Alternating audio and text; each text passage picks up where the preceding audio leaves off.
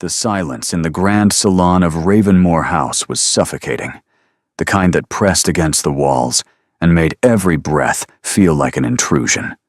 Coralie Whitmore stood in the shadow of a marble pillar, her fingers clasped so tightly her knuckles ached. She was not supposed to be noticed. That was the entire point of her existence in this room.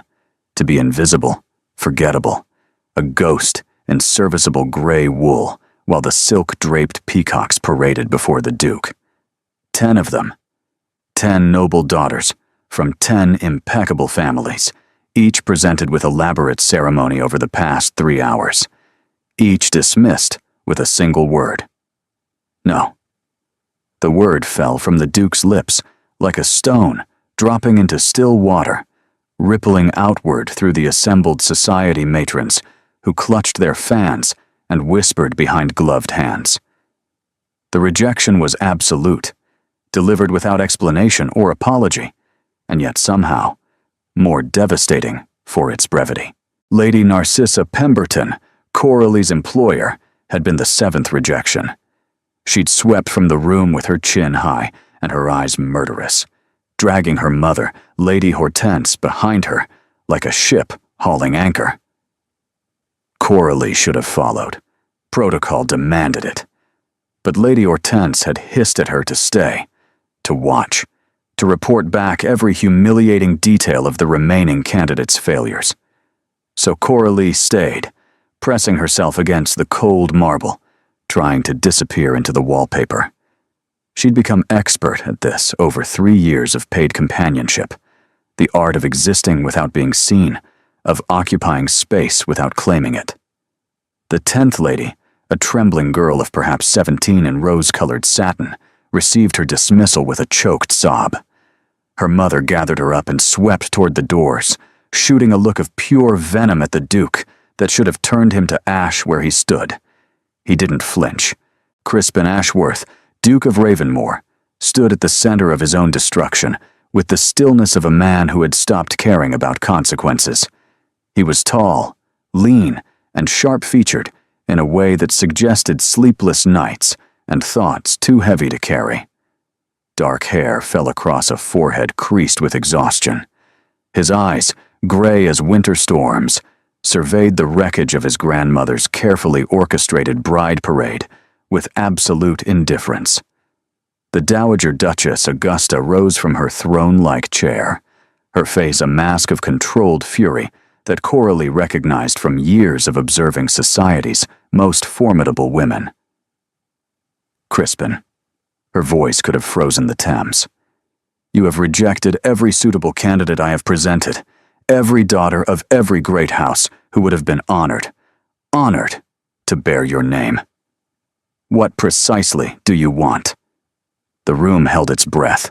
The Duke's gaze moved slowly across the assembled witnesses, the matrons, the remaining servants, the scandalized lords who'd accompanied their wives to witness the spectacle.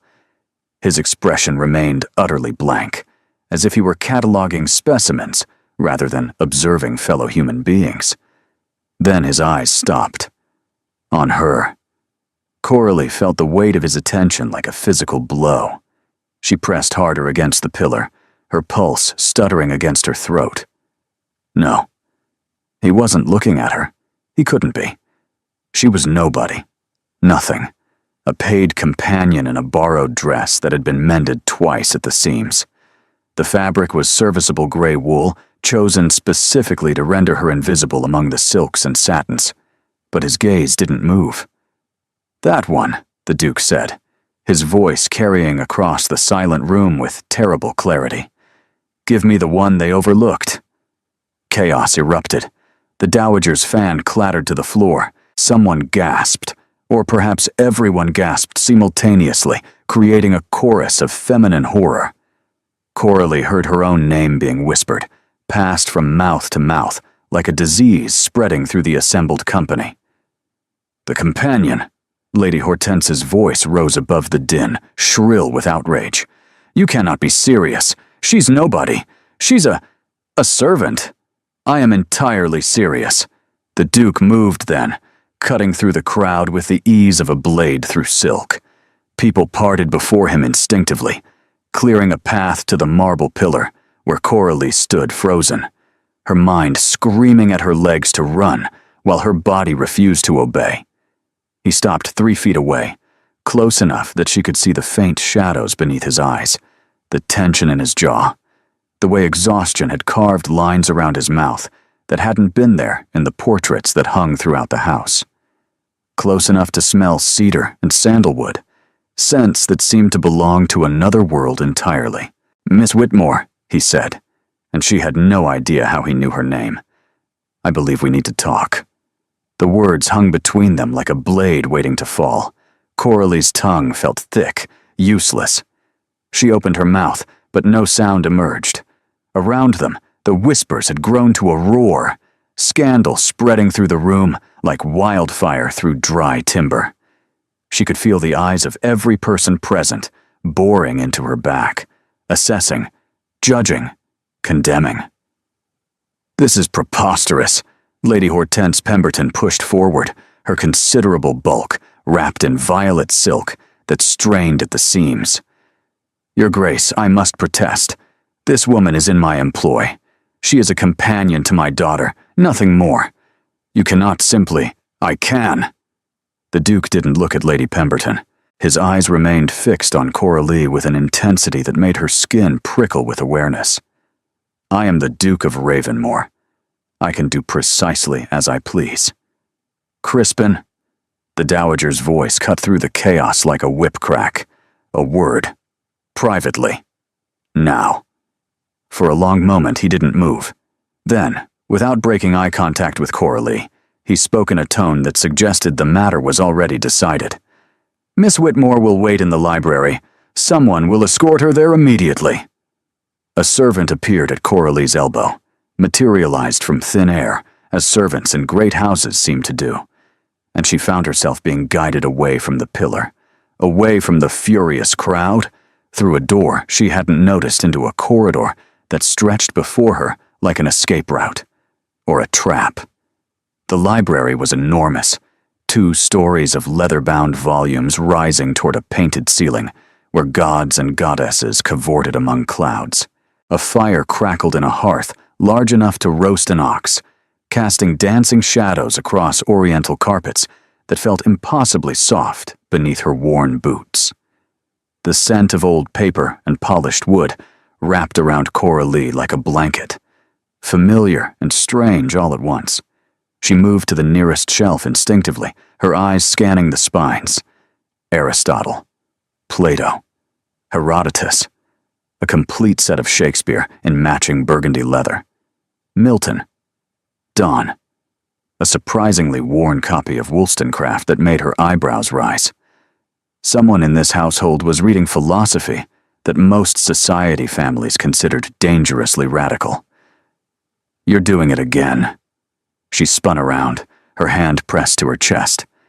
The Duke stood in the doorway, his tall frame blocking the light from the corridor.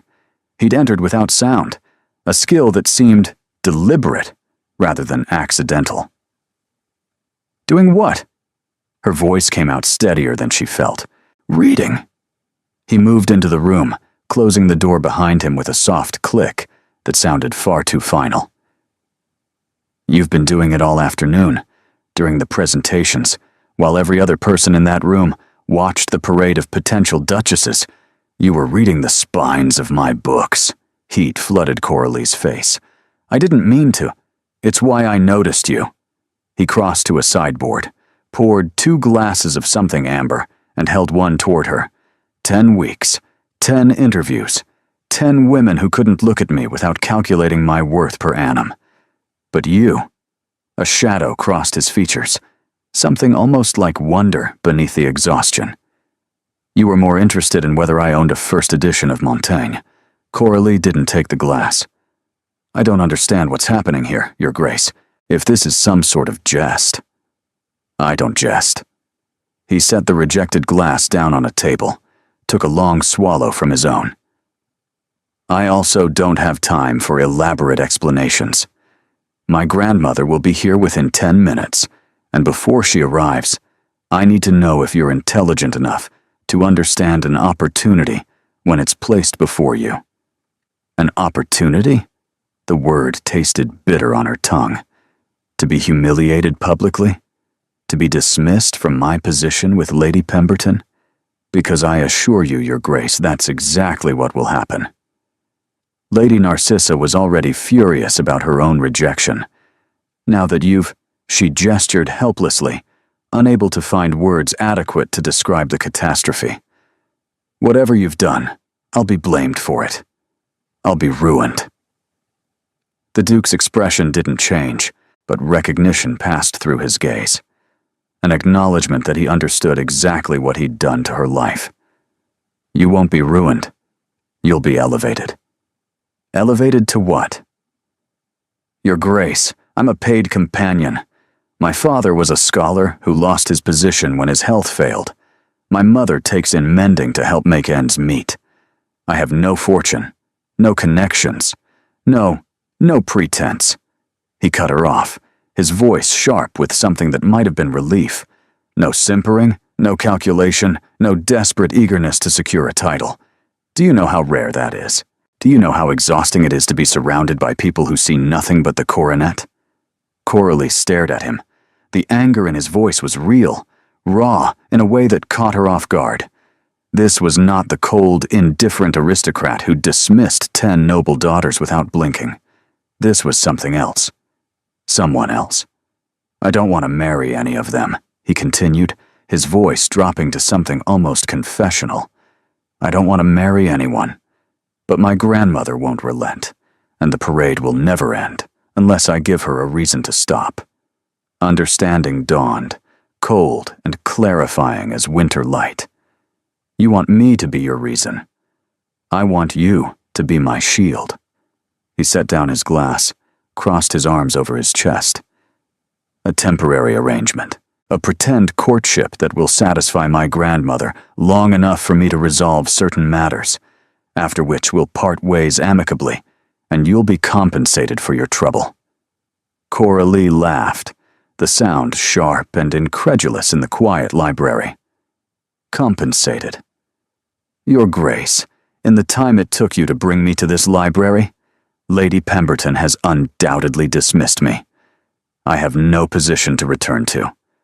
I have no references to secure another. You've just destroyed my life, and you're offering compensation? For the first time, something like uncertainty crossed his features, a crack in the carefully maintained facade. I didn't intend. The door burst open. He never intends anything, a bright voice declared, but somehow it always works out. Hello, I'm Sibylla. You must be the girl who'd rather read than watch my brother reject a parade of vapid debutantes. I think I love you already. The young woman who swept into the library was nothing like her brother. Where Crispin Ashworth was all sharp edges and controlled stillness, Lady Sibylla Ashworth was motion and color. Auburn hair escaping its pins, green eyes sparkling with mischief, a gown of peacock blue that swirled around her as she crossed the room to seize Coralie's hands. Don't let him frighten you, Sibylla said breathlessly. He's absolutely terrible at talking to people, always has been. Our father used to say he'd have made an excellent monk if he could have tolerated the other monks. Sibylla. The Duke's voice carried a warning. Oh, hush. You've just publicly selected an unknown companion over 10 of the finest families in England. The least you can do is let me explain things properly before grandmother arrives to murder us all.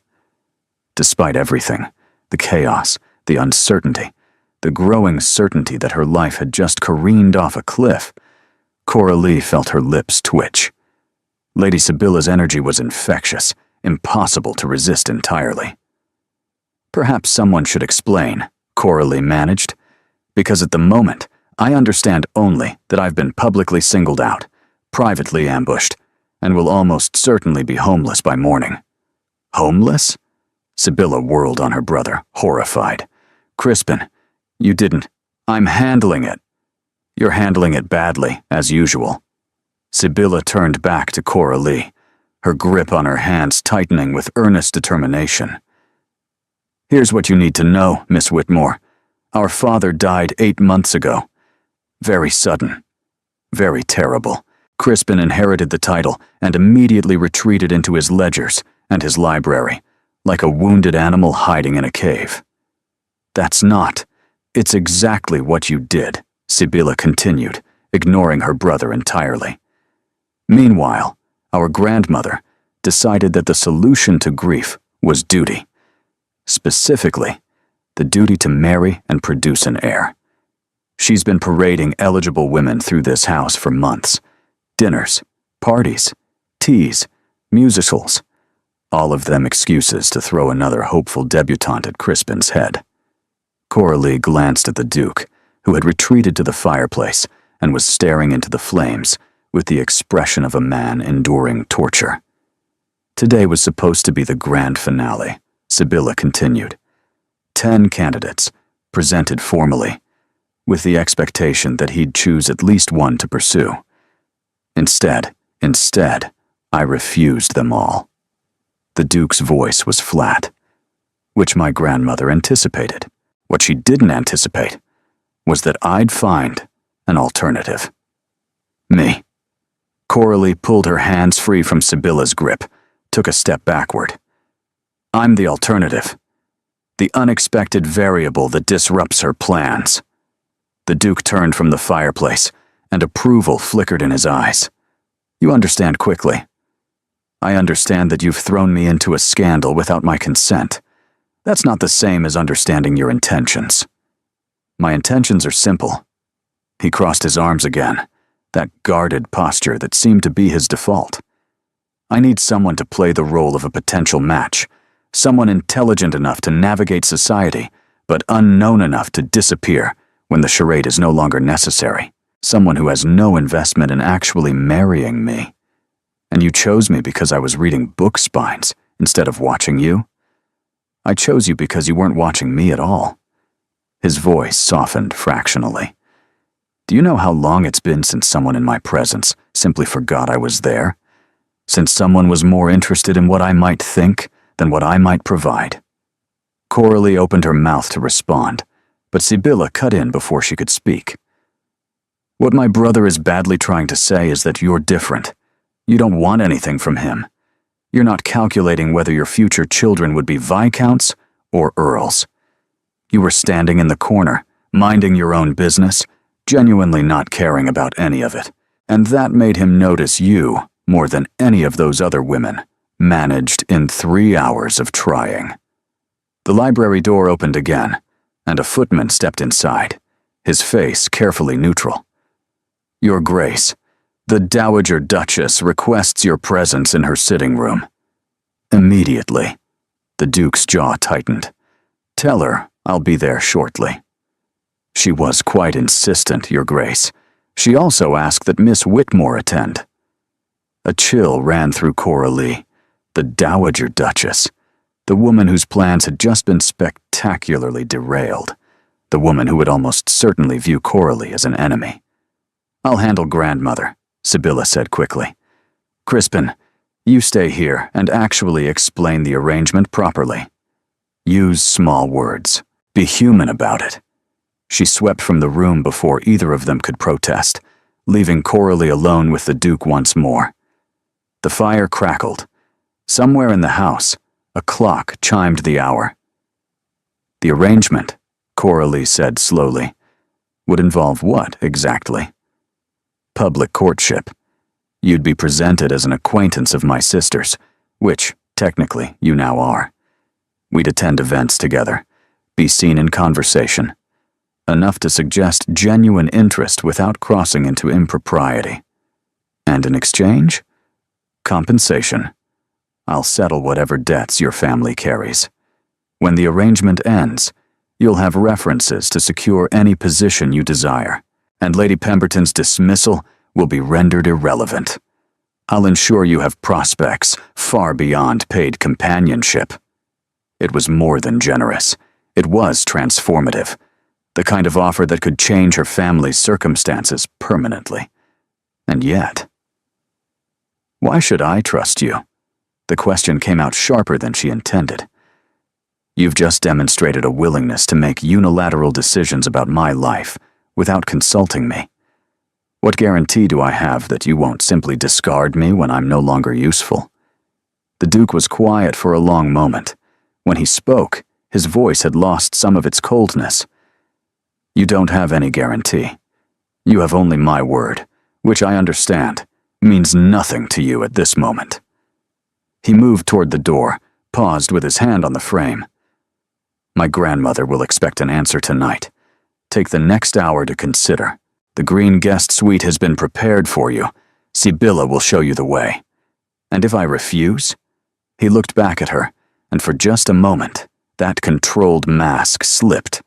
She saw something beneath: exhaustion, loneliness, the particular grief of someone who'd stopped believing in much of anything. Then you return to whatever remains of your position with Lady Pemberton, and I continue drowning in suitable candidates until my grandmother wears me down, or I simply stop caring which one I choose. His voice hardened again. The choice, Miss Whitmore, is yours.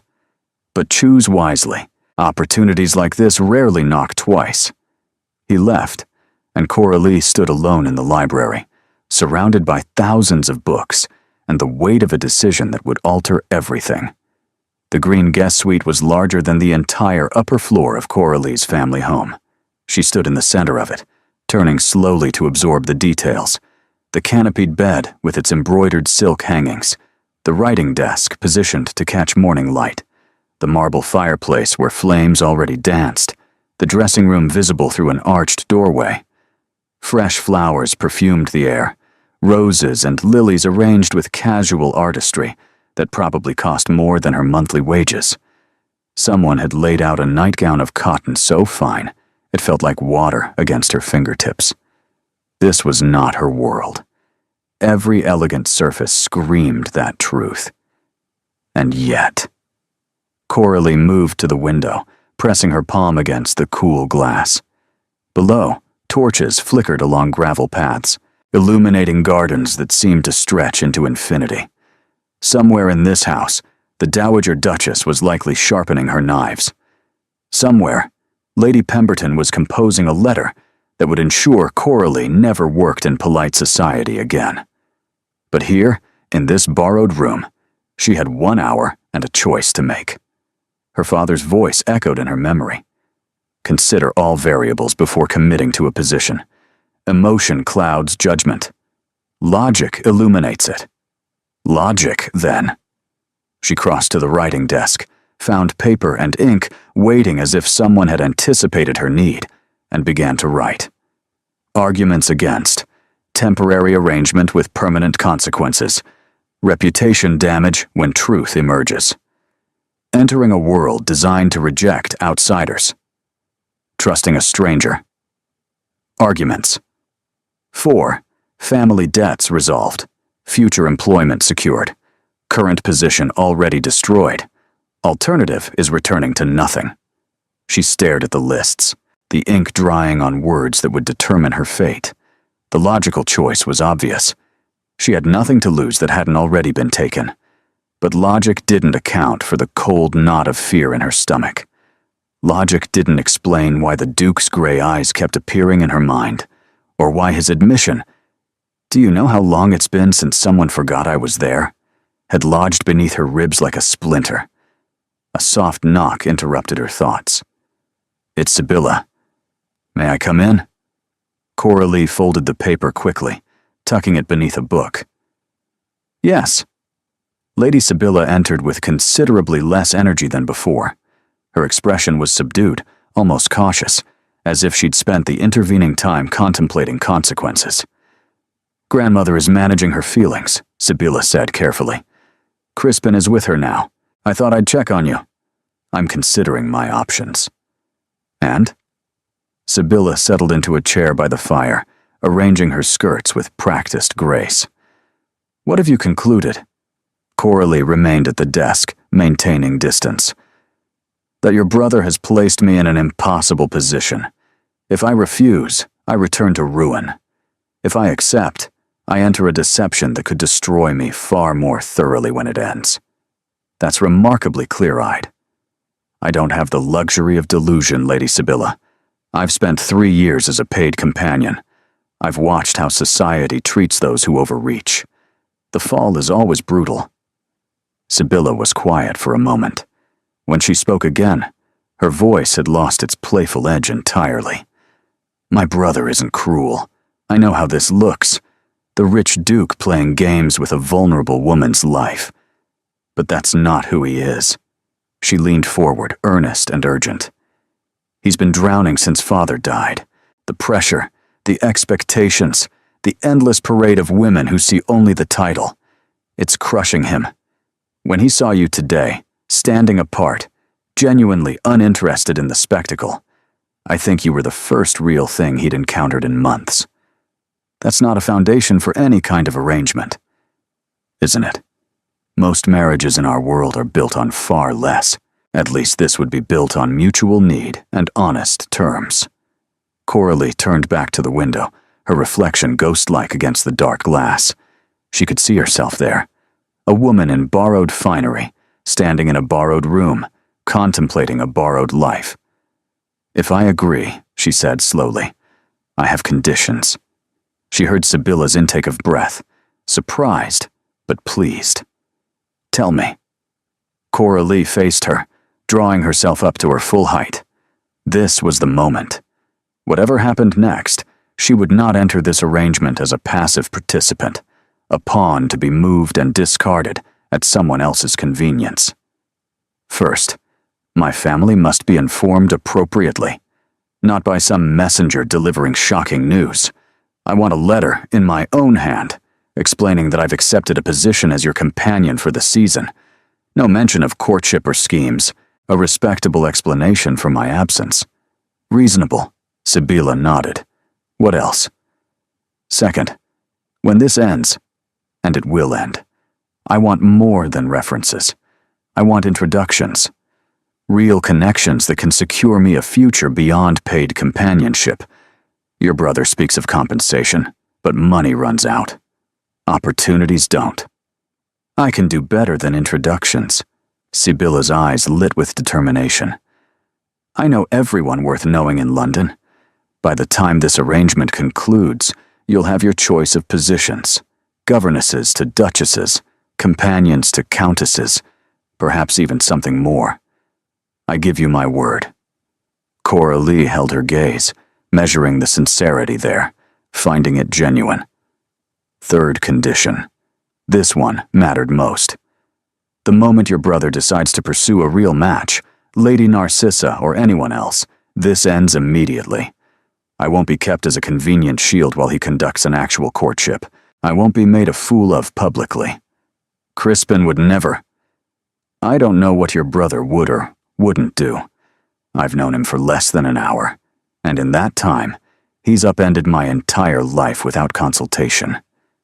Coralie's voice hardened with conviction she didn't entirely feel. I need his word on this, not yours. His. The door opened. The Duke stood in the threshold, his expression unreadable. How long had he been listening?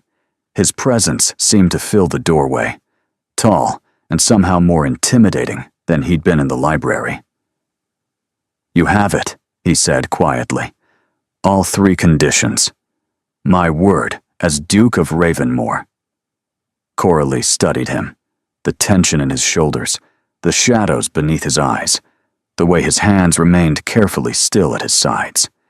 He was a man held together by control, by discipline, by sheer force of will. What would happen if that control ever slipped? Then we have an agreement, she heard herself say. He crossed the room, extending his hand, not the formal bow a duke would offer a lady, but the straightforward gesture of an equal sealing a bargain. She took it. His grip was warm, firm, sending an unexpected jolt up her arm. For a moment, neither of them moved, caught in the gravity of what they'd just agreed to. Welcome to Ravenmore, Miss Whitmore, he said. I hope you survive it. The Dowager Duchess Augusta Ashworth received Coralie in her private sitting room at precisely 9 o'clock the following morning. The summons had arrived with breakfast, a crisp note on cream paper, the handwriting sharp and angular. Miss Whitmore will attend me at 9. Punctuality is expected. Coralie had dressed carefully, choosing a gray morning dress that Lady Sibylla had provided. Simple, modest, nothing that could be accused of overreaching. Her hair was pinned severely. Her expression, she hoped, was neutral. She would not give this woman ammunition. The sitting room was smaller than she'd expected, decorated in shades of silver and pale blue that should have been cold, but somehow weren't. Morning light streamed through tall windows, illuminating dust motes that danced in the air like tiny spirits. The dowager sat in a high-backed chair that might as well have been a throne. She wore black, but made it look like armor rather than mourning. Her silver hair was swept into an elaborate arrangement. Her gray eyes, the same shade as her grandson's, but sharper, more assessing, fixed on Coralie with the intensity of a hawk spotting movement in distant grass. "Sit." Coralie sat in the indicated chair, folding her hands in her lap. She would not fidget. She would not show fear. She would be exactly what she was, a woman who had nothing left to lose. "Your name is Coralie Whitmore." The dowager's voice was crisp, clipped. "Your father was Edmund Whitmore, a scholar of some reputation at Oxford, until his health failed 6 years ago. Your mother is Margaret Whitmore, née Dorsey, daughter of a country vicar. You have no siblings, no fortune, no connections of any significance." It wasn't a question. She'd already investigated. "That's correct, Your Grace. You've spent the past 3 years as paid companion to Lady Narcissa Pemberton, a position you acquired through your father's former colleague, Professor Hartwell. Lady Pemberton found you adequate, but unremarkable. Quiet. Forgettable." The dowager's lips curved into something that wasn't quite a smile. "Until yesterday. I had no intention of being noticed, Your Grace. And yet here you are, noticed, installed in my green guest suite, wearing clothes my granddaughter has provided." The dowager leaned forward slightly. "Tell me, Miss Whitmore, what precisely do you think you're doing?" Coralie met her gaze directly. "Surviving, Your Grace." Silence stretched between them, sharp as broken glass. "Surviving," the dowager repeated. "An interesting choice of words. An accurate one. Yesterday morning, I was a paid companion with modest prospects. By yesterday evening, your grandson had publicly singled me out, destroying any chance of continuing in that role. I had 2 options: refuse his arrangement and return to ruin, or accept and hope to emerge with better prospects than I started with." Coralie kept her voice steady, refusing to flinch. "I chose the latter. I suspect you would have done the same." The dowager's eyebrow rose fractionally. "You compare yourself to me?" "I compare our circumstances at their lowest points. You were once a baron's daughter, with no fortune to speak of, married into one of the oldest families in England. Society whispered that you'd overreached, that the match was unsuitable, that you'd never be accepted. You proved them wrong through sheer force of will. I intend to do the same." The silence that followed was weighted, considering, as if the dowager were recalculating an equation she'd thought she'd already solved. "You've done your research," the dowager said finally. "Professor Hartwell spoke of you occasionally. He knew your husband at university. He said you were the most formidable woman he'd ever encountered." Coralie allowed herself a small smile. "I thought it prudent to understand what I was facing." The dowager rose, moving to the window with practiced grace. She stood with her back to Coralie, looking out over the gardens that stretched toward distant hills. "My grandson is damaged."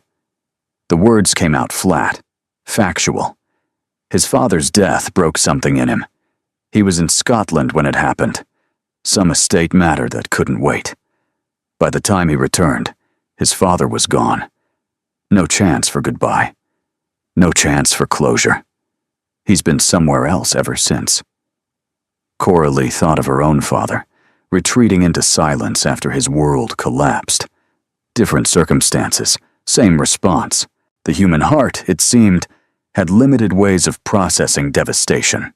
I've watched him these past months, the Dowager continued, performing his duties, managing the estates, attending Parliament, but not living, not feeling, just existing.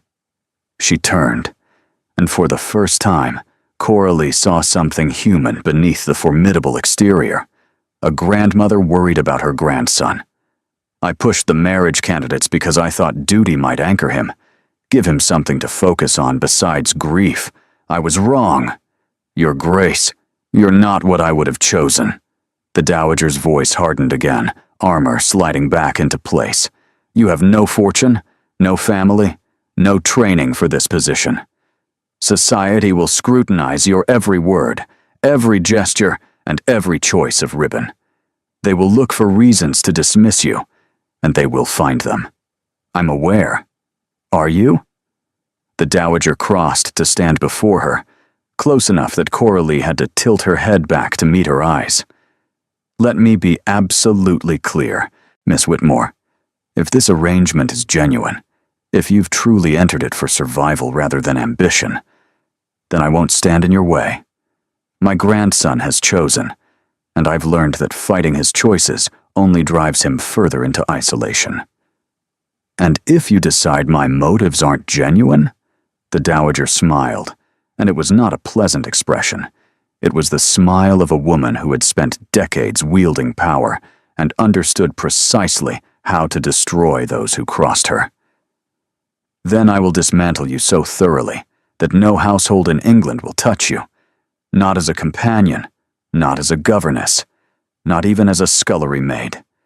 You will cease to exist in any world that matters. The threat hung in the air, absolute and believable. I understand, Your Grace. Coralie stood, matching the older woman's posture. But let me be equally clear. I have no designs on your grandson beyond the terms of our agreement. I don't want his title, his fortune, or his hand. I want only what I was promised: stability, references, and a chance at a future better than the one I left behind. We'll see. Yes. Coralie moved toward the door, then paused, looking back with a calm she didn't entirely feel. We will. She left with her head high and her hand steady, but her heart pounded against her ribs like a trapped bird. She'd just faced down the Dowager Duchess of Ravenmore and survived. But surviving the first battle wasn't the same as winning the war. The days that followed blurred together in a whirlwind of transformation. Madame Fontaine, the modiste who served the finest families in London, arrived at Ravenmore House with 3 assistants and enough fabric samples to outfit an army. She circled Coralie with measuring tape and pins, murmuring in rapid French about bone structure and coloring and the particular shades that would bring out the warmth in her complexion. The burgundy for evening, she declared, holding up a sample that seemed to glow with inner fire. Cream with gold thread for the Thornwood ball. Sage green for morning calls. And this. She held up a bolt of deep blue silk that seemed to capture moonlight itself. This for something special. Something that will make them remember your name. Coralie stood motionless through hours of fittings, pricked by pins, draped in fabrics that cost more than her father's annual pension. Lady Sibylla supervised with boundless enthusiasm, adding shawls and gloves and delicate slippers until the orders grew so extensive that Coralie lost track entirely. This is too much, Coralie protested when the modiste finally departed, leaving behind a wake of scattered pins and fabric swatches. This is necessary. Sibylla's voice was firm, brooking no argument. You're going to be seen with a duke. Every stitch will be scrutinized, every seam examined for flaws. We're not buying luxury. We're buying armor. The dancing instructor arrived next, a severe Frenchman named Monsieur Beaumont, who clicked his tongue at Coralie's country training and immediately set about correcting every step she'd ever learned. No. The waltz is not a march, mademoiselle. You must flow. You must float. You must make him feel that holding you is the most natural thing in the world. She practiced until her feet ached, until the steps became second nature, until Monsieur Beaumont grudgingly admitted she might not disgrace herself entirely at a society ball. Between lessons, Coralie studied the book Crispin's father had compiled.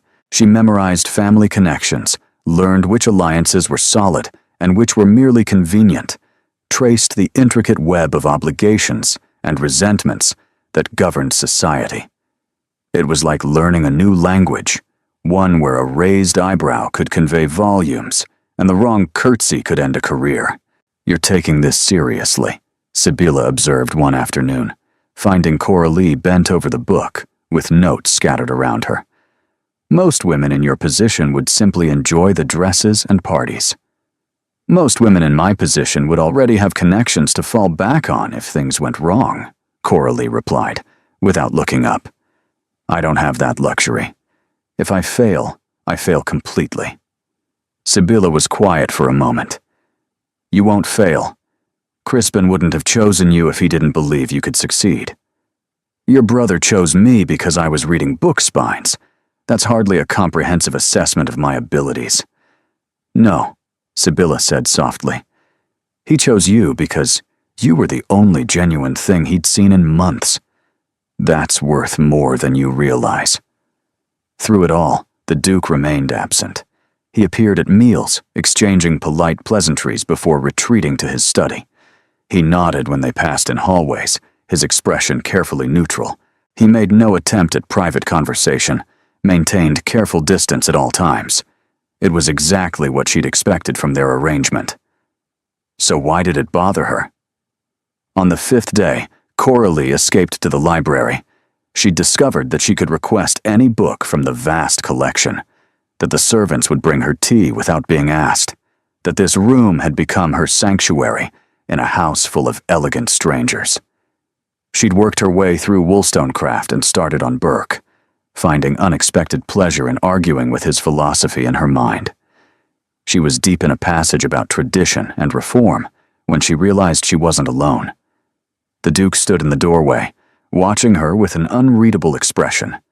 He'd removed his coat, his waistcoat undone, his hair slightly disheveled, as if he'd been running his hands through it. He looked younger somehow, more human. "You're in my chair," he said. Coralie glanced down at the leather armchair she'd claimed by the fire. "I didn't realize it was reserved." "It isn't." He moved into the room, crossing to the sideboard to pour himself a drink. "But it was my father's favorite. I've avoided it since—" He didn't finish the sentence. He didn't need to. "I can move." "No." He settled into the opposite chair, stretching his long legs toward the fire with a sigh that suggested exhaustion held at bay too long.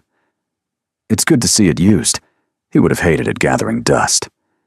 Silence fell between them, but it was different from the tense quiet of their earlier encounters. Softer somehow, less guarded. "You've been avoiding me," Coralie said. "I've been giving you space." He swirled the amber liquid in his glass, watching it catch the firelight. "The first weeks are overwhelming. I didn't want to add to the pressure." "That's surprisingly thoughtful. You sound surprised."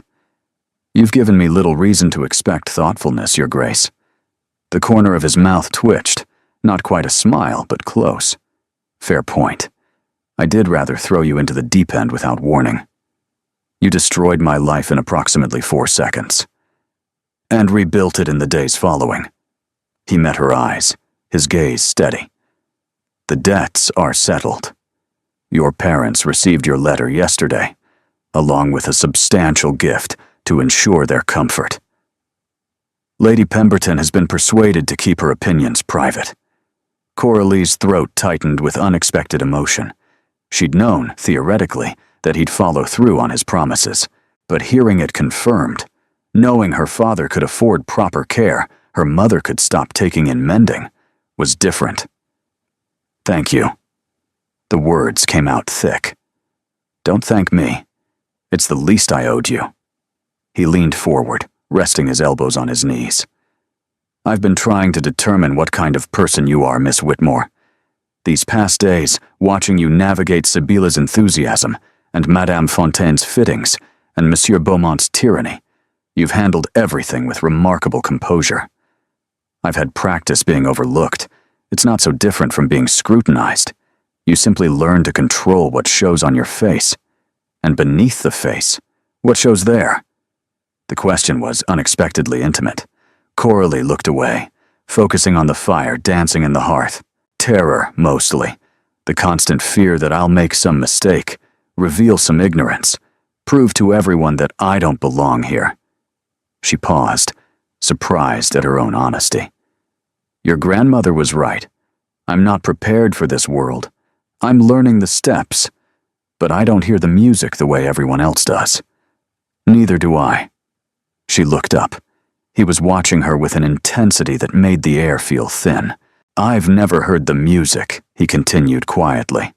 I've spent my entire life performing steps that someone else choreographed, playing a role that was written before I was born. Duke's son. Duke's heir. Duke. The title defines everything.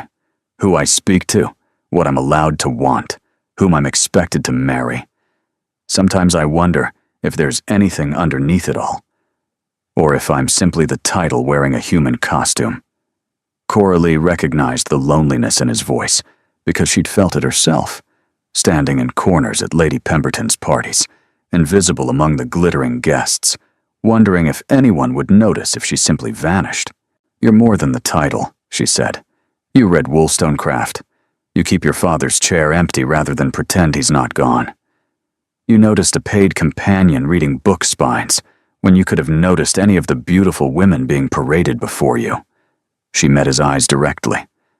Those aren't the actions of someone who's only a costume. A muscle worked in his jaw. The guarded distance that he maintained so carefully seemed to crack, just slightly. You see more than most people, Miss Whitmore. Coralie.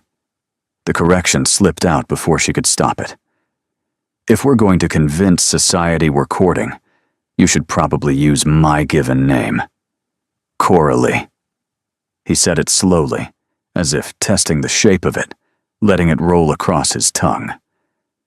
Then you should call me Crispin, at least in private. That seems improper. Everything about this arrangement is improper. A ghost of amusement crossed his features, transforming him into someone younger, less burdened. We might as well be comfortable in our impropriety. She laughed, a real laugh, surprising herself with its warmth. He looked equally surprised, as if he'd forgotten laughter existed. The Thornwood Ball is in 4 days, he said, his voice shifting back to something more practical. It will be our first public appearance together. People will be watching for any sign of weakness, any indication that this courtship is less than genuine. I've been preparing. I know. Monsieur Beaumont reports that you're a quick study, despite his complaints. Crispin rose, moving to a shelf and pulling down a slim volume. But there's more to society than dance steps. Here. He handed her a book, not literature, but a guide of some kind. She opened it to find detailed descriptions of London's most influential families, their alliances, their rivalries, their carefully guarded secrets. My father compiled it over 30 years. Every family that matters, every connection worth knowing. Crispin's voice was soft, almost reverent. It was his way of navigating a world he never felt part of either. Coralie traced the careful handwriting in the margins, notes, observations, warnings, a map of treacherous territory drawn by someone who'd learned it the hard way. Thank you. For this. For all of it. Don't thank me yet. He moved toward the door, pausing at the threshold. The Thornwood Ball will determine whether any of this can work. If we fail there, if society decides you're an imposter, nothing I do will be able to protect you. Then we won't fail. He studied her for a long moment, something unreadable in his gray eyes. No, he said finally. I don't believe we will. He left, and Coralie sat alone with his father's book and the lingering warmth of a conversation that had somehow, impossibly, begun to feel like something real.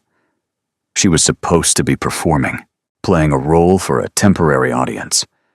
So why did she find herself replaying his words, "You see more than most people," like a melody she couldn't forget?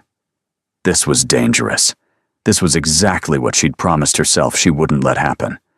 But as she opened the book and began to study the treacherous landscape ahead, Coralie couldn't quite convince herself that danger was a reason to stop. The Thornwood ballroom blazed with 10,000 candles. Coralie stood at the top of the grand staircase, her fingers resting lightly on Crispin's arm, and tried to remember how to breathe. Below them, a sea of silk and jewels rippled with movement and whispered conversation. Every face seemed turned toward them. Every eye assessed, calculated, judged. The cream gown with gold embroidery caught the light, transforming her into someone she barely recognized. Madame Fontaine had outdone herself. The bodice fitted perfectly, the skirts fell in elegant cascades, and the delicate gold thread seemed to make her skin glow. Lady Sibylla had woven matching ribbons through her dark hair and fastened a borrowed diamond pendant at her throat. She looked like she belonged. She felt like a fraud. "Steady," Crispin murmured, his voice pitched for her ears alone. "They can smell fear like wolves scenting prey." "Comforting. I'm not here to comfort you. I'm here to ensure you survive." His hand covered hers briefly, warm and solid and reassuring. "Remember, you belong here tonight because I say you do. My word is the only one that matters." The majordomo announced them in a voice that carried across the ballroom like thunder. His Grace, the Duke of Ravenmore, Miss Coralie Whitmore. They descended together, and the whispers exploded around them like fireworks. Coralie felt them wash over her like waves against a cliff, relentless, erosive, and determined to find weakness. She kept her chin high, her expression serene, her steps measured as they moved into the glittering chaos. Lady Sibylla appeared almost immediately, radiant in sapphire blue, drawing Coralie into an embrace that was equal parts greeting and strategic positioning. "Everyone's talking about you," Sibylla whispered against her ear. "Lady Marchmont called you surprisingly presentable. From her, that's practically a love letter. And the less generous opinions? Ignore them. Tonight is about being seen, nothing more. Let them look. Let them wonder. Give them nothing to confirm their suspicions." The next hour passed in a blur of introductions. Lord and Lady Blackwood seemed genuinely interested in her father's scholarly work, asking thoughtful questions about his research. The Sinclair twins flirted harmlessly and made her laugh despite herself. And everywhere, always, the weight of hostile attention. Lady Narcissa Pemberton held court near the refreshment tables, surrounded by sympathetic friends, who shot venomous glances toward Coralie whenever their paths crossed.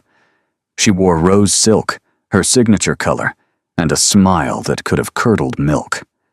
Lady Hortense stood beside her, still smarting from the humiliation of the bride parade, whispering observations to her daughter with barely concealed malice. Coralie could feel their attention like a physical weight, tracking her movements, waiting for a misstep. The orchestra began a waltz, and suddenly Crispin was there, materializing from the crowd, his hand extended. "Miss Whitmore, I believe this dance is mine." It was not a question. His voice carried across the nearby clusters of guests, ensuring witnesses to his claim. This was performance, Coralie reminded herself. Strategy. The public courtship they'd agreed upon, so why did her pulse quicken when she placed her hand in his? They took the floor together, and she felt the room's attention sharpen. This was the moment everyone had been waiting for. The Duke and his unsuitable choice, together for the first time in public. "You're thinking too much," Crispin murmured as they began to move. "I can see it in your shoulders." "I'm trying not to embarrass you." "Impossible." His hand pressed more firmly against her waist, guiding her into a turn. You're the most graceful woman in this room. The rest of them shuffle through the steps. You actually dance." The compliment caught her off guard, genuine warmth beneath his usual reserve. She stumbled slightly, and his arm tightened, steadying her. "Now you're blushing," he observed. "That's more dangerous than stumbling. I'm not accustomed to compliments. Then you've been surrounded by fools." He turned her again, and for a moment, the ballroom seemed to fall away. The watching eyes, the whispered judgments, the elaborate performance they were conducting. There was only the music, the movement, the unexpected safety of his arms. "You're different tonight," she said quietly. "Am I? Less guarded? Almost present?" A new emotion flickered in his gray eyes. Surprise, perhaps, or recognition. "You told me I was more than the title. I've been thinking about that. And perhaps you were right?" The waltz was ending, the final strains fading. "Perhaps it's time I started believing it." He released her with formal correctness, bowing over her hand in full view of the assembled guests. But his fingers lingered against hers a moment longer than necessary, and when he straightened, his expression held something new, something that looked dangerously like hope. The moment shattered when Lady Narcissa appeared. "Your Grace." Her voice dripped with false sweetness. "What a touching display. I had no idea you were so accomplished a dancer, Miss Whitmore. Wherever did you learn? Country assemblies, I imagine. They must do things so differently in wherever it is you're from." "Oxfordshire," Coralie replied evenly. "And yes, we do things differently there. We judge people by their character rather than their pedigree." Lady Narcissa's smile tightened. "How quaint. Though I wonder, does character include deceiving one's way into a duke's good graces, pretending to be something one isn't?" "I've never pretended to be anything." Coralie held her gaze without flinching. "Unlike some who pretend to kindness while dealing in cruelty." The temperature around them dropped several degrees. Nearby conversations faltered as guests turned to watch the confrontation. "You forget yourself." Lady Narcissa's voice had lost its sweetness entirely. "You're a paid companion, dressed in borrowed finery, playing at a position you'll never hold. When the Duke tires of his little charity project, that's enough." Crispin's voice cut through the tension like a blade. "Lady Narcissa, I believe your mother is looking for you. You should attend her immediately." It was a dismissal so absolute, so publicly devastating, that Lady Narcissa's face flushed crimson. For a moment, she seemed about to argue. Then, recognizing the steel in his expression, she retreated with what dignity she could salvage. "Are you all right?" Crispin asked quietly, as the watching guests quickly found other things to look at. "I'm fine." Coralie's hands were shaking, but she kept her voice steady. "She wasn't wrong, you know, about any of it. She was wrong about everything that mattered." He guided her toward the terrace doors, away from the crowd's attention. "Come, you need air, and I need to say something without an audience." The terrace was cool after the ballroom's heat, moonlight silvering the manicured gardens below. Coralie moved to the stone balustrade, gripping it to steady herself, while her heart slowly returned to normal. "You defended me," she said. "Of course I did. You didn't have to. Our arrangement doesn't require. Forget the arrangement." He moved to stand beside her, close enough that she could feel the warmth of his body through the cool night air. "What I did in there had nothing to do with strategy or performance." Coralie turned to face him, confused. "Then why?" "Because she was hurting you." His voice was rough, almost angry. "Because I couldn't stand watching you absorb her venom with that composed expression, while something in your eyes died. Because—" He stopped, ran a hand through his hair in frustration. "Because I care, Coralie. Against every rational intention, despite every warning I've given myself, I care what happens to you." The admission hung between them, heavy with implication. "You're not supposed to care," she whispered. "That wasn't part of the agreement."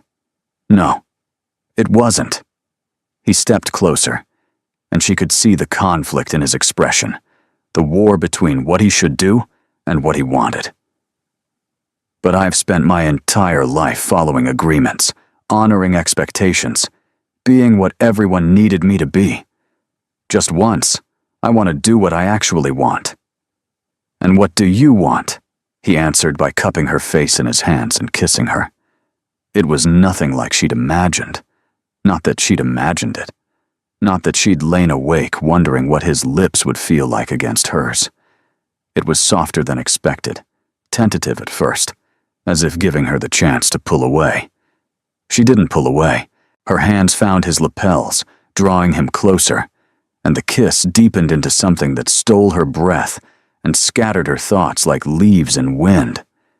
He tasted of champagne and something darker, something that made her dizzy with wanting. When they finally parted, foreheads resting together, both breathing unsteadily, the moon had shifted position in the sky. That wasn't supposed to happen, Coralie managed. No. His thumbs traced gentle circles against her cheeks. "But I'm not sorry it did. Crispin, don't." His voice was tender, urgent. "Don't tell me all the reasons this is impossible. I know them all. I've been reciting them to myself for days. But right now, just for this moment, can we pretend none of them matter?" She should say no. Every rational thought screamed that this was dangerous, that she was setting herself up for devastation, that fairy tales didn't happen to girls like her. But looking into his eyes, seeing the hope and fear and desperate wanting that mirrored her own heart, she couldn't make herself refuse. "Just for this moment," she whispered. He kissed her again, and the moon rose higher, and somewhere inside the ballroom, an orchestra played on. Neither of them noticed when Lady Narcissa appeared briefly in the terrace doorway, her face twisting with fury before she vanished back into the light. 3 days after the Thornwood ball, everything began to unravel. It started with whispers, different from the usual gossip, sharper-edged and more deliberate. Coralie noticed servants falling silent when she entered rooms. She caught Lady Sibylla in urgent, hushed conversation with her grandmother, both of them looking troubled. "What's happening?" she asked Sibylla directly, after intercepting another loaded glance between the household staff. "Don't pretend nothing's wrong. I can see it." Sibylla hesitated, her usual brightness dimmed. "There are rumors. Lady Narcissa has been busy since the ball." "What kind of rumors?" "The kind designed to destroy you." Sibylla took her hand, leading her to a private alcove. "She's telling everyone that you're not who you claim to be, that your father wasn't merely a scholar who fell on hard times, that he was dismissed from Oxford for academic dishonesty, that your family has been living off charity and deception for years." Coralie's blood ran cold. "That's a lie. My father was ill. He resigned because he couldn't fulfill his duties. There was no dishonesty, I know.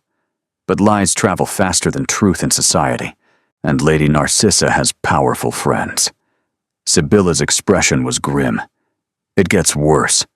She's claiming that you deliberately orchestrated the scene at the bride parade, that you conspired with an accomplice, some servant she bribed to confirm her story, to plan the entire thing.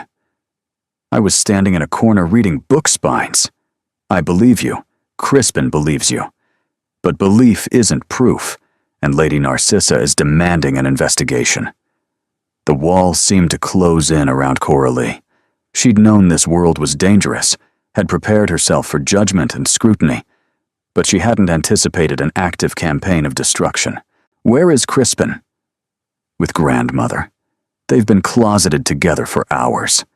Lady Narcissa's father is threatening to involve the newspapers if the Duke doesn't address the situation." Sibylla's voice turned bitter. Apparently, his daughter's wounded pride constitutes a matter of public concern.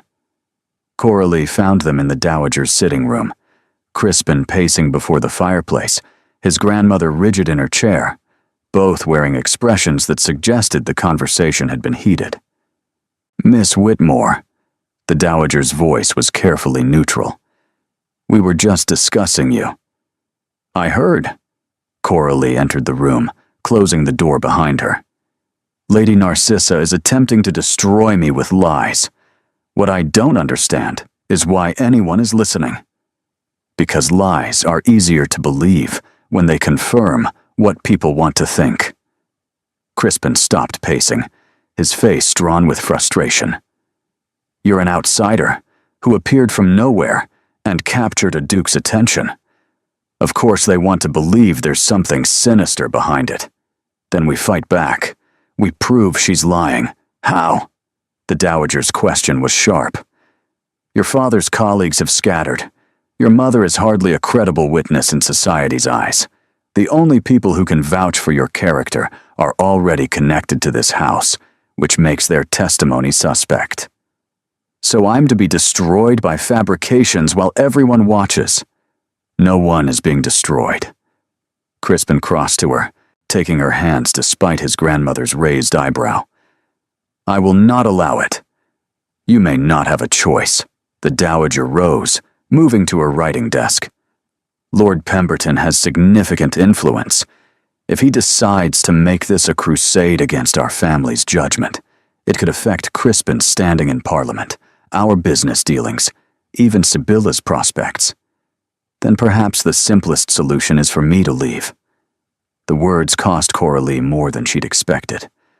"If I'm gone, there's nothing to attack. The scandal dies, and your family is protected." "No." Crispin's grip on her hands tightened. "Absolutely not." "Your Grace," I said no. His voice carried authority she hadn't heard before. Not cold, but absolute. "I will not let them drive you out. I will not give Lady Narcissa the victory she wants, and I will not lose you. Not like this." The Dowager watched this exchange with narrowed eyes. "You care for her, genuinely." It wasn't a question. "Yes." Crispin didn't look away from Coralie's face. "I tried not to. I told myself it was strategy, convenience, a temporary arrangement. But I was lying to myself, and I'm done with lies." Silence fell over the room, heavy with implication. "Then we have a problem," the Dowager said finally. "Because if this is genuine, if you truly intend to pursue this girl, then Lady Narcissa's campaign becomes infinitely more dangerous. She's not just attacking a temporary companion. She's attacking a potential duchess." The word hung in the air like a bomb waiting to explode. I never intended." Coralie stepped back, releasing Crispin's hands. "This was supposed to be temporary, a performance. We agreed. Agreements change." The Dowager's voice was surprisingly gentle. "First, we must address the immediate threat." "How?" Crispin demanded. "The Pemberton ball is in 3 days. Everyone who matters will be there. If Miss Whitmore doesn't attend, it will be seen as an admission of guilt. If she does attend, she'll face Lady Narcissa on her own ground." "Then I'll attend." Coralie's voice steadied as she spoke. "I won't hide. I won't give her the satisfaction of seeing me retreat." "And if she produces some fabricated evidence, some witness willing to lie for payment? Then I'll face that too." Coralie lifted her chin, finding reserves of courage she hadn't known she possessed. "I've spent my entire life being overlooked, dismissed, and underestimated. Perhaps it's time I proved that was their mistake, not mine." The Dowager studied her for a long moment. Then, unexpectedly, she smiled. "Perhaps," she said slowly. "You'll do after all." The Pemberton ball was a battlefield disguised as a celebration. Lady Narcissa had orchestrated everything with military precision. The guest list weighted toward her allies, the room arranged to maximize her advantages, even the music selected to emphasize her sophistication.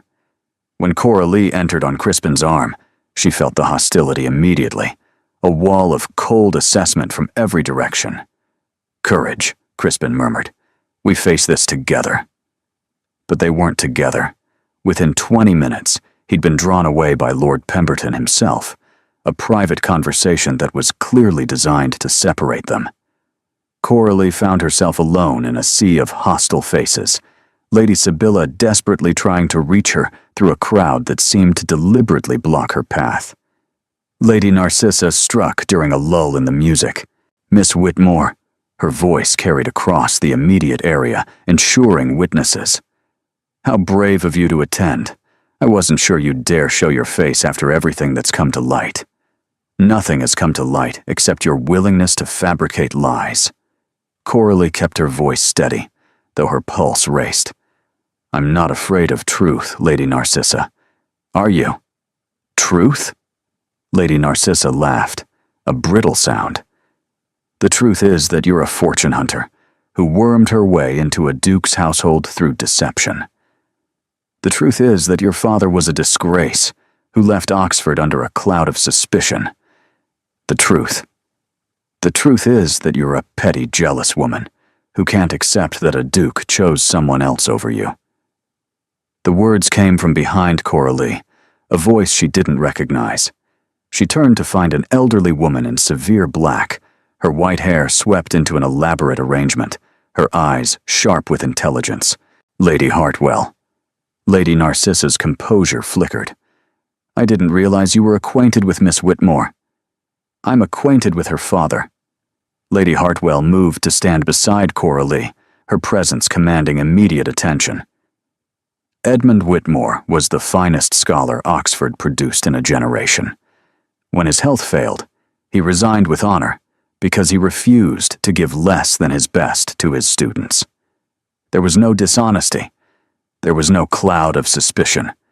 There was only a good man faced with impossible circumstances, handled with more integrity than you've shown in this entire pathetic campaign. The silence that followed was absolute. "My husband was Edmund's colleague for 15 years, Lady Hartwell continued.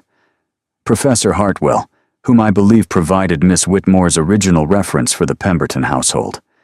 Had I known she was working for your family, Lady Narcissa, I would have warned her about your character. Some apples, it seems, fall very close to their rotten trees." Lady Narcissa's face had gone pale, then crimson. "You can't speak to me this way. I can, and I am. Your father may have money and influence, but my family has something more valuable. Reputation earned through generations of honorable conduct." Lady Hartwell turned to Coralie, her expression softening. "My dear, I apologize for not reaching out sooner. When I heard what was happening, I came as quickly as I could." Coralie's eyes burned with unexpected tears. "Thank you. I don't know what to say." "You don't need to say anything. Edmund's daughter shouldn't have to defend herself against lies. That's what friends are for." But even as hope flickered, Coralie saw something that extinguished it completely. Across the room, Lord Pemberton was speaking to Crispin with an expression of triumph, and in his hand was a document, papers of some kind, that made Crispin's face go ashen. "Excuse me." Coralie pushed through the crowd, ignoring the whispers that followed her. By the time she reached them, Crispin was standing rigid, the papers crushed in his fist. "What is it?" she demanded. "What has he shown you?" "Nothing of consequence." Crispin's voice was flat, controlled in a way that frightened her. "We should leave. Miss Whitmore should see it." Lord Pemberton's smile was oily with satisfaction. "After all, it concerns her directly." Crispin's jaw tightened, but he handed her the crumpled papers. They were letters. Forged letters, supposedly written by Coralie to an unnamed accomplice, detailing a scheme to entrap the Duke of Ravenmore through his sister's kindness. The handwriting was close enough to hers to be damning, the details specific enough to seem authentic. "These are fabrications." Her voice shook despite her efforts to control it. "I never wrote these. I don't even know who this accomplice is supposed to be."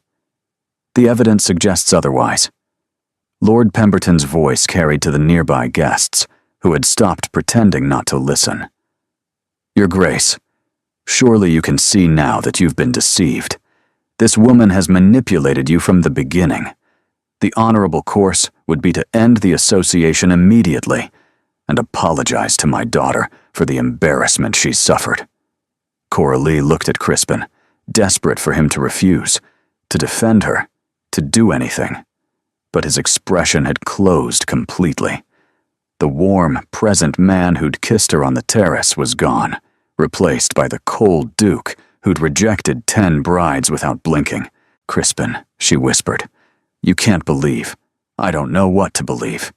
The words came out hollow. "These letters, the details they contain, things only you would know. Because someone watched me, listened to conversations, fabricated evidence based on real information twisted into lies." Her voice broke. "I thought you knew me. I thought perhaps we should discuss this privately." No.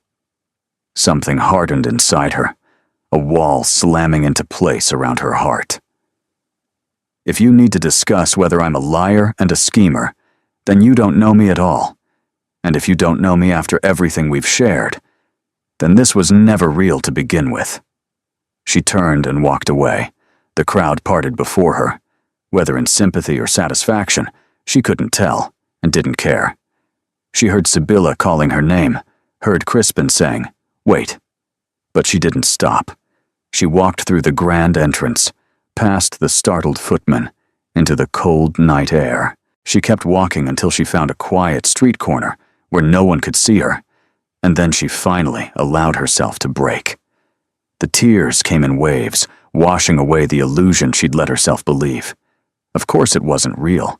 Of course the Duke would doubt her when confronted with evidence, however false. She was nobody, nothing, a paid companion who'd forgotten her place and dreamed above her station. By the time the tears stopped, she knew what she had to do. She walked back to Ravenmore House through the dark streets, ignoring the dangers of the hour. The servants let her in with worried expressions, but she brushed past their concerns. She climbed the stairs to the green guest suite and began to pack. Not the beautiful dresses. Those belonged to the fantasy. Not the jewels or accessories, or any of the borrowed finery. Just her own things. The gray wool dress she'd arrived in, her mother's small pearl brooch, the book Crispin had given her. She hesitated over the book. It represented everything she was trying to leave behind. The hope, the connection, the impossible belief that someone like him could care for someone like her. But she kept it. Some wounds were worth remembering. She wrote 2 letters, one to Sibylla, thanking her for friendship that had felt genuine even if everything else was false. One to Crispin. The second letter took 4 attempts. "Your Grace, I am returning to my family. The evidence against me is fabricated, but I understand why you might doubt that claim. I have no proof to offer except my word, and clearly that isn't enough. Please don't try to find me. This arrangement was always meant to end.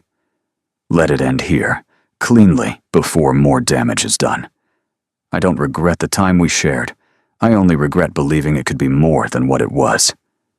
Yours in farewell, Coralie Whitmore." She sealed the letter and left it on the writing desk. By dawn, she was in a hired carriage, watching London disappear behind her. By noon, she was home. The familiar rooms felt smaller than she remembered, shabbier and more confining. Her mother embraced her with worried questions. Her father looked at her with knowing sadness, as if he'd always expected this return. "It was always going to end," he said quietly. "Best it ended before you got hurt." But she was already hurt. That was the problem, and no amount of distance could change that. 3 days passed in gray monotony. Coralie helped her mother with the household tasks, read to her father in the evenings, and tried to pretend that her heart wasn't broken. She avoided all discussion of London, of Dukes, of anything that might remind her of what she'd lost. On the 4th day, a carriage arrived bearing the Ashworth crest. She expected Sibylla. Instead, A footman in Ravenmore livery handed her a sealed note and waited for a response. Miss Whitmore, Lady Hartwell, found the forger. He confessed everything. Lady Narcissa paid him £200 to fabricate evidence against you. But none of that matters. What matters is that I let you leave. I saw the pain in your eyes, and I let you walk away without explanation. I was trying to protect you by creating distance while I investigated who had been spying on us. I did it badly. I did everything badly. Please come back. Not for the arrangement, for me. Your presence makes me want to be present. Your absence makes me forget how to breathe. If you won't come for me, come for the truth. You deserve to hear what really happened. Crispin Coralie's hands trembled as she read it twice, 3 times. The handwriting was unsteady, nothing like the Duke's usual precise script. What is it? Her mother appeared in the doorway, wiping her hands on her apron. He wants me to come back. Her mother was quiet for a moment. And what do you want? I don't know. The words came out strangled. He didn't fight for me. He stood there and said nothing while they tore me apart. Then let him explain why. Her mother crossed the room, taking her hands. When your father lost everything, I wanted to run away. I told myself it was for the best, that staying would only prolong the pain. She paused, her eyes distant with memory. I was wrong. Running doesn't make the wanting go away. It just makes you wonder what might have been. This is different. Is it? Her mother's eyes were gentle but knowing. You've been drifting through this house like a ghost for 3 days. You don't eat. You barely sleep. You stare at nothing for hours. That's not someone who's escaped a bad situation. That's someone who's left their heart behind. Coralie's eyes burned. He didn't fight for me. He stood there and said nothing while they tore me apart. Then let him explain why. Give him one conversation. If you still want to leave after that, I'll help you pack properly. Her mother squeezed her hands. But at least know the truth before you make the choice permanent. Coralie looked at her father, who had appeared behind her mother. His expression was resigned, but he nodded slowly. Not all chances should be thrown away, he said quietly. Some are worth fighting for, even when fighting is terrifying. Against every rational instinct, against every protective wall she'd built around her wounded heart, Coralie found herself nodding. One conversation. That's all. The footman departed with her answer, and Coralie watched the carriage roll away with a mixture of dread and anticipation. She had one chance to hear the truth. Whether that truth would heal or destroy her, she couldn't know until she faced it. Her mother helped her pack a small bag. Nothing fancy, just essentials. Her father pressed a worn copy of Marcus Aurelius into her hands. For courage, he said simply. Whatever happens, remember who you are. The journey back to London felt endless. Coralie watched the countryside pass without seeing it, her mind churning with arguments and counter-arguments. What would she say? What could he possibly say that would change what had happened? But beneath the anger and hurt, there was something else. Hope. The stubborn, irrational hope that maybe, just maybe, there was an explanation that could make sense of everything. Ravenmore House rose before her in the afternoon light, as imposing as the first time she'd seen it. But this time, she didn't enter through the servants' entrance, or wait to be summoned. She walked straight to the library. Crispin was there, as she'd somehow known he would be. He looked terrible. Unshaven, exhausted, his clothes rumpled as if he'd slept in them, or hadn't slept at all. Coralie. Her name was a prayer on his lips. You came. Your letter was persuasive. She stayed near the door, not trusting herself to move closer. You said things have changed. Everything has changed. He rose from his father's chair. He'd been sitting in it, she noticed, not avoiding it anymore. Lady Narcissa has been exposed. The forger confessed everything. Lord Pemberton is facing social ruin for his daughter's actions, but none of that matters. None of it matters, because I let you leave." He crossed the room, stopping just out of reach, as if afraid to come closer. "I saw the pain in your eyes, and I let you walk away without a word of explanation. I told myself I was protecting you, that showing emotion in front of our enemies would make things worse. But the truth is, I was afraid. Afraid of what? Of how much you mattered to me." His voice cracked. "I spent so long building walls. After my father died, after everything fell apart, the only way I survived was by not letting anyone close enough to hurt me. And then you appeared, reading book spines, ignoring my title, seeing me instead of the coronet, and every wall I'd built started crumbling." "Crispin, let me finish, please." He took a shaky breath. "When Lord Pemberton showed me those letters, I wasn't doubting you. I was terrified that someone in my own household had been watching us, listening to our private moments, using our connection as a weapon. The details they contained, things I'd told you in confidence, things only we knew. It meant someone close had betrayed us both." "Who?" "A footman. One of Lady Narcissa's former servants, who'd obtained a position here specifically to spy for her. He's been arrested."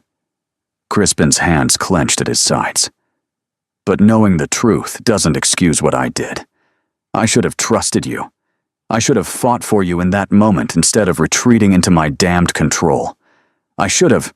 You should have." The words came out gentler than she intended. "But I also should have given you a chance to explain. Instead, I assumed the worst and fled. You had every right to flee. I gave you no reason to stay. You gave me every reason." She moved closer, finally allowing herself to breach the distance between them. "You gave me your father's book. You gave me conversations that meant more than anything I'd experienced in years. You gave me the first kiss that felt real instead of performed. Coralie, I'm not finished." She took his hands, feeling them tremble in her grip.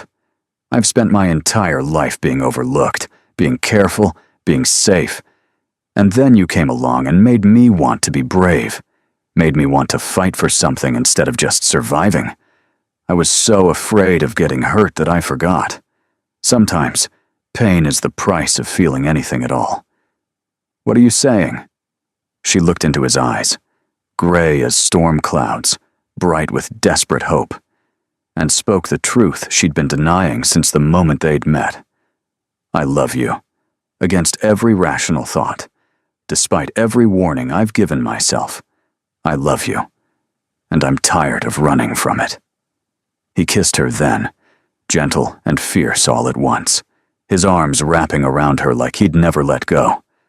She tasted salt, his tears or hers, she couldn't tell, and joy so sharp it felt like breaking. "I love you too," he murmured against her lips. "I've been trying to find words for it since the first moment you forgot I existed. You make me want to be present instead of merely surviving. You make me brave." "Then let's be brave together." She pulled back slightly, meeting his eyes. "Whatever comes next, the scandal, your grandmother, society's judgment, we face it together." "Together," he agreed. "Always." They found the dowager in her sitting room, waiting. She sat in her usual chair, her posture rigid, and her expression unreadable. But something in her eyes had shifted, a softening that Coralie hadn't seen before. "So?" the dowager said as they entered hand in hand. "The prodigal returns." "I've asked Miss Whitmore to stay," Crispin said, "permanently. Not as a guest, not as a companion to Sibylla, as my future wife." The words hung in the air, heavier than any pronouncement at the bride parade. The dowager rose slowly, her gaze fixed on Coralie. "You have no fortune, no title, no connections of significance. Society will never fully accept you, no matter how many scandals Lady Narcissa faces. There will always be whispers. Always be those who believe you climbed above your station, through manipulation rather than merit. I know. You know. The Dowager moved closer. And yet you stay. Why? Coralie straightened her spine, meeting the older woman's eyes without flinching. Because I love him. Not his title, not his wealth, not the position I might gain by becoming his wife. I'd love the man who hides in libraries to escape obligations he never wanted, who gave me his father's chair because he couldn't bear to see it empty anymore, who kissed me on a terrace and asked me to pretend, just for a moment, that the impossible might be possible. The Dowager's expression flickered, something that might have been recognition or memory. I know I'm not what you wanted for your grandson, Coralie continued, her voice growing stronger. I know I can't give him strategic alliances or increase his fortune or strengthen his political position. But I can give him something those suitable candidates never could. Someone who sees him, not the coronet. Someone who chose him when walking away would have been easier. And you expect me to believe that's enough? That love is enough to sustain a marriage in our world? I expect nothing. Coralie's voice steadied. But I hope. Your son married for love. You opposed it. But by all accounts, he was happy. Truly happy. And when you lost him, what you grieved wasn't his strategic value. It was him. The person. The son you loved despite your disapproval. The silence stretched, sharp enough to cut. Then, unexpectedly, the Dowager laughed. It was a rusty sound, as if she'd forgotten how, but genuine nonetheless. You have spine, she said. More spine than any of those simpering debutantes I paraded through this house. She turned to Crispin. She'll be criticized endlessly, scrutinized mercilessly. Some doors will close permanently. I know. And you still want this? More than anything I've ever wanted. The Dowager studied her grandson, really studied him, for the first time seeing not the Duke, but the man beneath. Whatever she found seemed to satisfy her. Very well, she turned back to Coralie.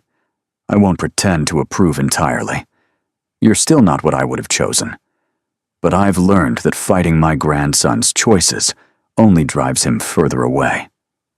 And, she paused, something softening in her severe features. You remind me of someone. Who? His mother. The words came out quietly. She spoke to me much the same way, all those years ago. Just as bold. Just as certain. Just as absolutely unsuitable by every measure I valued. The Dowager took Coralie's hands, her grip surprisingly warm. I was wrong about her. Perhaps I'm wrong about you. Your Grace, Augusta. The correction was firm. If you are to be family, we dispense with excessive formality in private. Sibylla burst through the door, her face alight with joy. She said yes? Without waiting for an answer, she threw her arms around both of them. This is wonderful. There's so much to do. The dress, the invitations. Sibylla, Crispin interrupted gently. Perhaps let Coralie breathe. Breathing can wait. We have a wedding to plan. Despite everything, Coralie laughed. This impossible family had become hers, not through birth or fortune, but through love, chosen freely.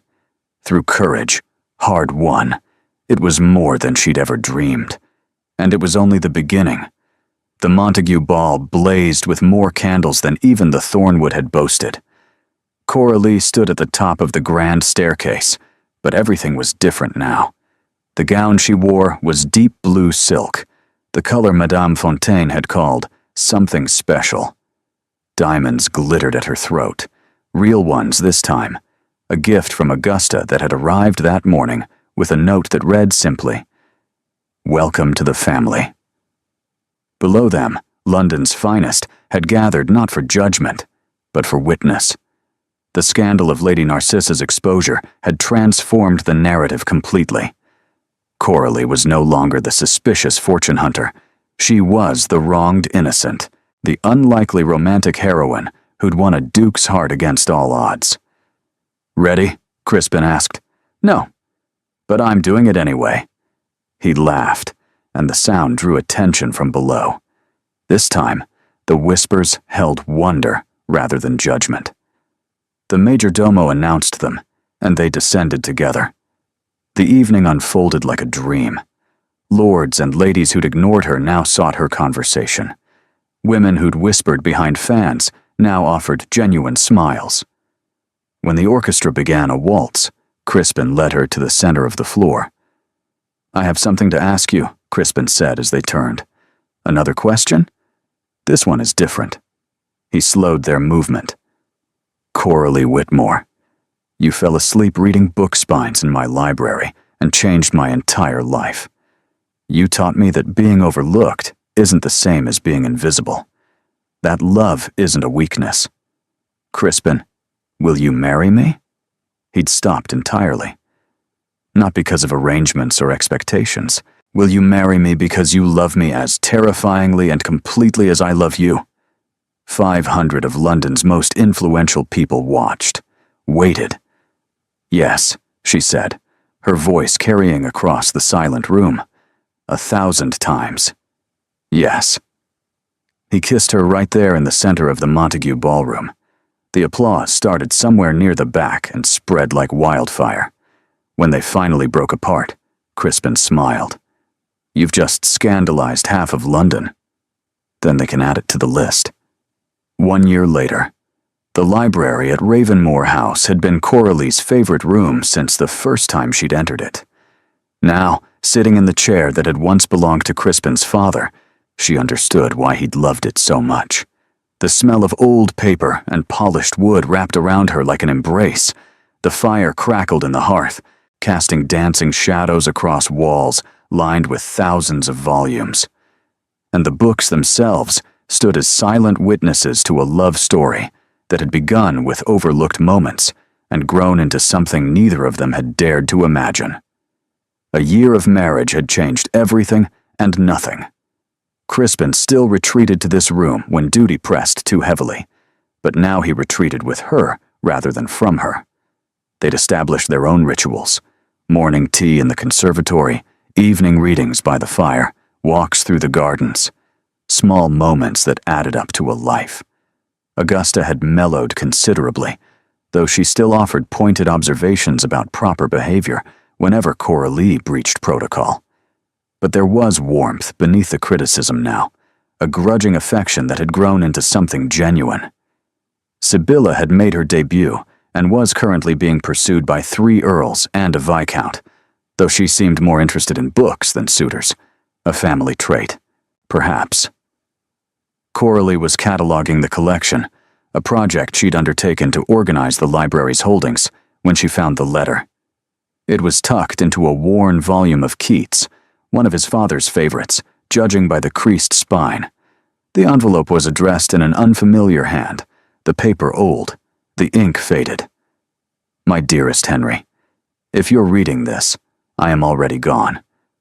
I want you to know, our son carries more of your wisdom than he realizes. When the time comes, he will know how to choose. Trust him. Trust his heart. Love is not a weakness.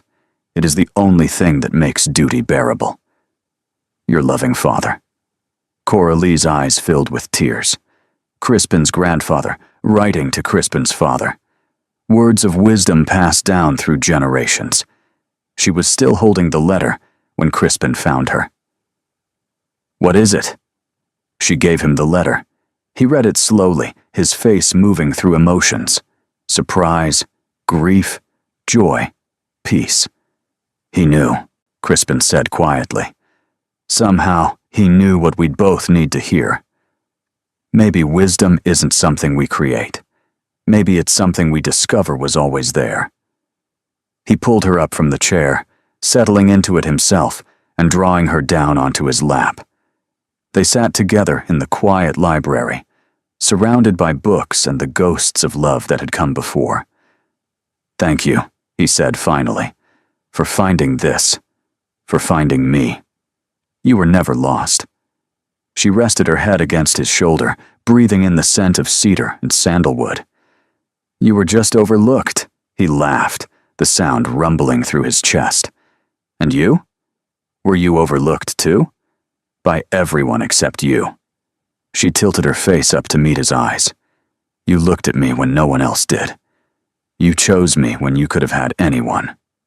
I chose the only person worth choosing.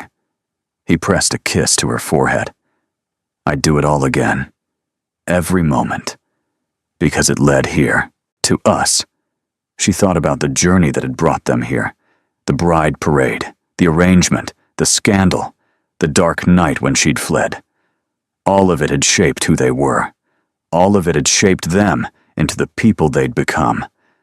Outside, the Ravenmore garden stretched toward distant hills, the same view she'd seen from the green guest suite on her first night.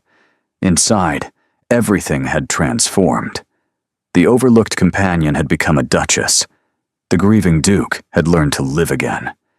And love, chosen freely against all odds, had proven stronger than fear.